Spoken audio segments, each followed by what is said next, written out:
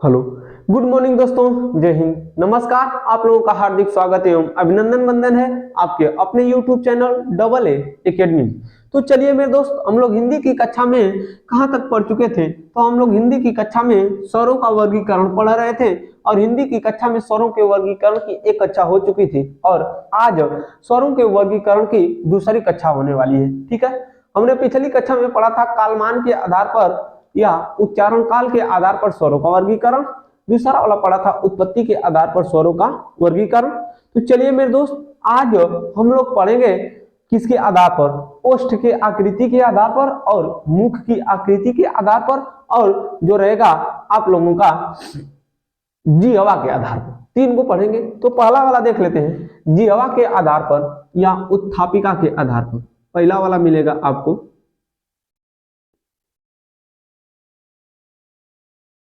जिह्वा। ठीक है, आइए देखिए, जिह्वा या उत्थापिका। जिह्वा या उत्थापिका के आधार पर स्वरों के वर्गीकरण को देखेंगे। तो जिह्वा या उत्थापिका के आधार पर स्वरों को तीन भाग में बांटा गया है। कितने भाग में? तीन भाग में।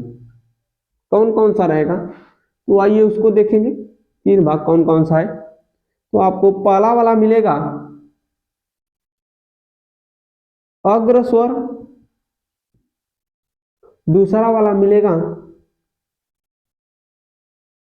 मध्य स्वर, तीसरा वाला मिलेगा पश्च स्वर। अग्र स्वर, मध्य स्वर, पश्चिम स्वर। हो गया। तो आप लोग देखेंगे कि जिह्वा को तीन भाग में बांटे हैं। जिह्वा को कितने भाग में बांट दिए? तीन भाग में। ठीक है, आगे का भाग, मध्य यानी बीच का भाग, तथा पश्च यानी पीछे के भाग को देखेंगे। ठीक है, तो देखिए जो आपकी आकार बनेगा यहां तक देखेंगे, आगे का भाग, मध्य का भाग और पश्च यानी पीछे का भाग। ठीक है, तो आप लोग देखते होंगे कि जिह्वा, जब जीव विज्ञान पढ़ेंगे, जिह्वा के अगले हिस्से से और पिछले हिस्से से और बगल वाले हिस्से से स्वाद का पता चलता है। ठीक है, आगे वाले हिस्से से और पीछे वाले हिस्से से और बगल वाले हिस्से से दोनों तरफ से क्या करता है? स्वाद का पता चलता है, लेकिन बीच में पता नहीं चलता है। इस कारण बीच में कैसा हो जाएगा? उदासीन हो जाएगा। ठीक है, क्या बीच से पता चलता है? जब बीच से पता ही नहीं चलता है तो बीच वाला स्थान क्या हो गया? उदासीन। अर्थात अब हमको देखना है कि जो स्वर रहेगा, कौन सा स्वर जीभ के आगे वाले हिस्से से, कौन सा स्वर जीभ के पीछे वाले हिस्से से, तथा कौन सा स्वर जीभ के बीच वाले हिस्से से निकलेगा। तो आपको समझना है कि जो आ है, आ कैसा? आ। ठीक है, कौन सा अक्षर? ओ कि आ कौन सा? तो उसको देखते। तो जो आपका ओ अक्षर है, कौन सा अक्षर? ओ। तो जो ओ अक्षर है यह आपको मिलेगा बीच में। कहां पर मिलेगा? बीच में। अर्थात फिर आपसे हमने बताया कि जो बीच में रहेगा वह उदासीन होगा। कैसा होगा? उदासीन। तो जो ओ है यह कैसा स्वर है? उदासीन स्वर है। ओ कैसा स्वर है? उदासीन स्वर है। आइए देखिए, फिर उधर हमने बताया था कि अ कैसा स्वर है? शहीद स्वर है। अ कैसा स्वर है? तो अ को हमने बताया था उदासीन स्वर है। क्यों उदासीन है? यहां पर जान गए ना कि यह जिह्वा के बीच वाले हिस्से से उच्चारण किया जाता है या उच्चारित होता है, इस कारण इसे क्या कहते हैं? उदासीन स्वर कहते हैं। आगे देखिए, जितना भी बच जाएगा, इसके बाद जितना भी बच जाएगा, जो तीन की आकृति के आधार पर होंगे, जो तीन की तरह होंगे या जिस स्वरों का निर्माण तीन की तरह होगा, उसको ठेल दीजिएगा पश्च वाले में। किसमें? पश्च वाले में। तो तीन की तरह कौन कौन आया? अ का बड़का भैया आ, छोटा ऊ, बड़ा ऊ हो गया। आ के बाद छोटा ऊ, बड़ा ऊ, फिर आएगा ओ, औ। अब जो स्वर बचा, अब जितना बचा रख दीजिए किसमें, अग्र वाले में। ई,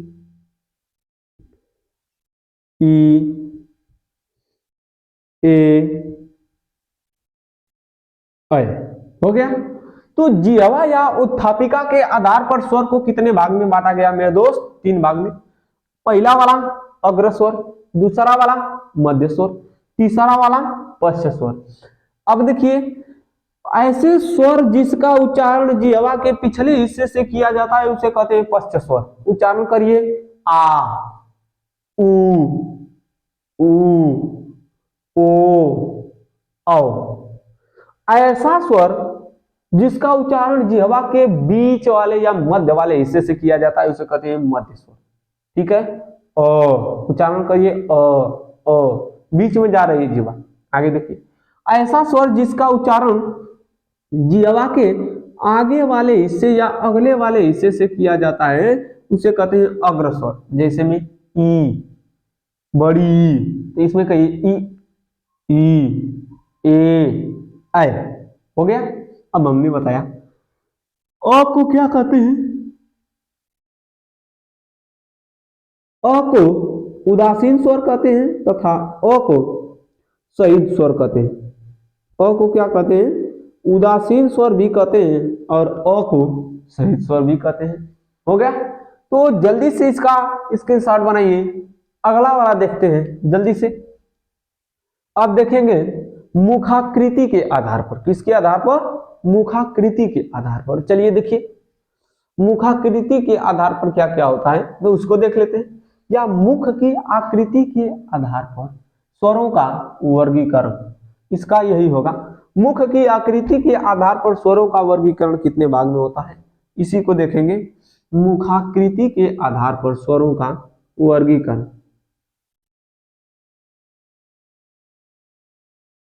मुखाकृति के आधार पर, मुखाकृति के आधार पर किसका वर्गीकरण, स्वरों का वर्गीकरण। देखिए, मुख की आकृति के आधार पर स्वरों का वर्गीकरण 4 भाग में किया जाता है। कितने भाग में किया जाता है, 4 भाग। आइए देखिए, पहला वाला मिलेगा आपको, पहला वाला आपको मिलेगा क्या, संवृत, पहला वाला मिलेगा संवृत, दूसरा वाला मिलेगा अर्ध संवृत, अर्ध संवृत, तीसरा वाला मिलेगा विवृत, चौथा वाला मिलेगा अर्ध विवृत, अर्ध विवृत। ठीक है।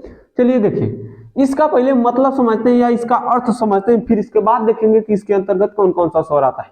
ठीक है। संवृत का अर्थ होता है बंद। संवृत का अर्थ क्या होता है, बंद। संवृत का अर्थ होता है बंद।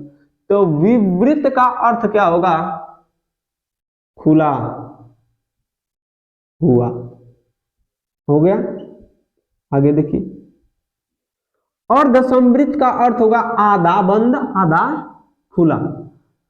अर्ध विवृत का अर्थ होगा आधा खुला आधा बंद। विवृत का अर्थ है खुला हुआ, तो आधा खुला और आधा बंद। इसमें होगा अर्ध संवृत में आधा बंद और आधा खुला अर्थात। चलिए देख लेते हैं। आपको समझना है कि संवृत यानी बंद के अंतर्गत कौन कौन से आते हैं, फिर इसके बाद देखेंगे विवृत के अंतर्गत कौन आते हैं, तब देखेंगे अर्ध संवृत, तब देखेंगे क्या, अर्ध विवृत। हो गया। तो चलिए देखिए, देख लेते हैं मेरे दोस्त, संवृत के अंतर्गत कौन कौन से आते हैं। तो ऐसे स्वर जिनका उच्चारण करते समय ऐसे स्वर जिनका उच्चारण करते समय जिह्वा और मुख ऐसा लगे कि बंद हो रहा हो। ई देखिए, ऐसा लग रहा है कि मुंह बंद हो रहा है। ठीक है, तो उसे कहते हैं समवृत स्वर। असमवृत स्वर के अंतर्गत किसको किसको शामिल किया जाता है? तो छोटी ई, बड़ी ई, ए तथा ऐ। छोटी ई, बड़ी ई, ए तथा ऐ। विवृत का अर्थ होता है खुला हुआ। विवृत का अर्थ क्या हुआ है? खोला हुआ। लेकिन समवृत का अर्थ क्या हुआ? बंद। तो बंद के अंतर्गत ई, ए, आ गया। विवृत यानी खुला हुआ। जब मुंह खुला रहेगा तो कौन कौन सा स्वर आएगा, तो उसको देख लेते हैं। तो विवृत स्वर के अंतर्गत केवल आता है आ। विवृत के अंतर्गत कौन आएगा? आ आएगा। समझ में आ गया? अब इसके बाद हम लोग देखेंगे अर्ध समवृत। कौन सा देखेंगे? अर्ध समवृत। अर्ध समवृत का अर्थ होगा कि ऐसा स्वर जिसके उच्चारण में मुख पहले बंद रहता हो और बाद में खुल जाता हो। मुख पहले क्या हो? बंद हो और बाद में खुल जाए, उसे क्या कहेंगे? अर्ध समवृत स्वर। और अर्ध समवृत स्वर के अंतर्गत किसको किसको शामिल किया जाता है? तो अर्ध समवृत स्वर के अंतर्गत या अर्ध समवृत स्वर में ए और ओ को शामिल किया जाता है। किसको शामिल किया जाता है? ए और ओ। आगे देखिए, अर्धविवृत का अर्थ होगा कि ऐसे स्वर जिनका उच्चारण करते समय मुख पहले का हो? खुला हो। मुख पहले क्या हो? खुला हो और बाद में क्या हो? बंद हो। ऐसा प्रतीत हो कि मुख पहले खुला हो और बाद में क्या हो? बंद हो। ऐसे स्वरों में आएगा ऐ और औ, ऐ और औ। तो जल्दी से मेरे दोस्त इसका स्क्रीनशॉट बना लीजिए और अगला वाला देखेंगे। जल्दी से स्क्रीनशॉट बनाइए। और यह आज का लास्ट टॉपिक होने वाला है दोस्त, और अच्छी प्रकार से पढ़िएगा। ठीक है, चलिए मेरे दोस्त मिटाते हैं इसको। आगे देखिए,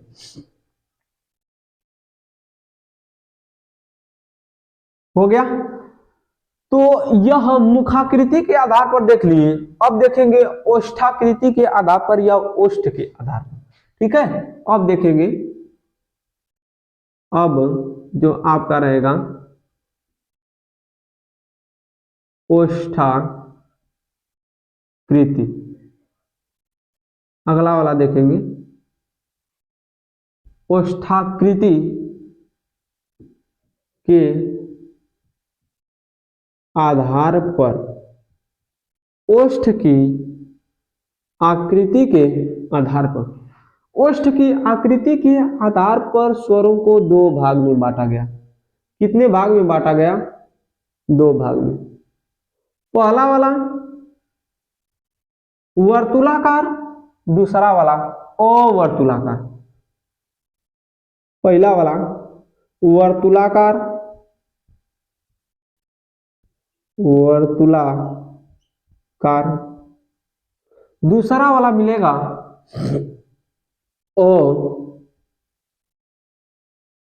अवर्तुलाकार। पहला वाला मिलेगा वर्तुलाकार, दूसरा वाला अवर्तुलाकार। ऐसे स्वर जिनके उच्चारण में मुख गोल बन जाए, गोल हो जाता हो, उसे कहते हैं वर्तुलाकार। ऐसे स्वर जिनके उच्चारण में मुख गोल न बने या मुख का आकार गोल न हो, उसे कहते हैं अवर्तुलाकार स्वर। और देखिए वर्तुलाकार स्वर के अंतर्गत कौन कौन सा स्वर आएगा? तो छोटा ऊ, देखिए उच्चारण करिए ऊ, फिर करिए ऊ, बड़ा ऊ, फिर इसके बाद ऊ, देखिए छोटा ऊ, बड़ा ऊ, ओ, फिर आपको क्या मिलेगा? औ, ओ के बाद औ, तथा इसके बाद आपको मिलेगा आगत का आ, आगत का ओ, जैसे डॉक्टर। ठीक है, आगे देखिए अवर्तुलाकार स्वर में किसको किसको शामिल किया जाता है? तो ई को, बड़ी ई को ए आए हो गया, अ आ। क्या अ और आ के उच्चारण में ई ए के उच्चारण में हमारा मुख गोल जैसा बन रहा है का? नहीं ना। जब नहीं बन रहा है तो यह रहेगा अवर्तुलाकार, और जिसके उच्चारण में मुख या ओष्ठ, किसकी? ओष्ठ की आकृति गोल हो जाती है उसे कहते हैं वर्तुलाकार। जैसे उ उ ओ औ, डॉक्टर डॉक्टर, ठीक है। इसमें क्या बन रहा है? ई ए अ आ, इसमें बन रहा है का दोस्त? नहीं ना बन रहा है। तो यह अवर्तुलाकार और यह वर्तुलाकार, ठीक है। तो चलिए मेरे दोस्त, आशा करता हूं कि यह कक्षा आप लोगों को पसंद होगी, अच्छी लगी होगी और समझ में भी आया होगा। तो जाने की आज्ञा दीजिए, मिलेंगे अगले दिन अगले एपिसोड में। तो अगले दिन अब स्वर समाप्त कर लिए हैं, व्यंजन को लेकर आएंगे, ठीक है। या स्वर से कुछ टॉपिक बचा रहेगा तो लेकर आऊंगा, अगर नहीं बचा रहेगा तो व्यंजन लेकर आऊंगा। चलिए मेरे दोस्त, जाने की आज्ञा दीजिए। जय हिंद दोस्तों, नमस्कार।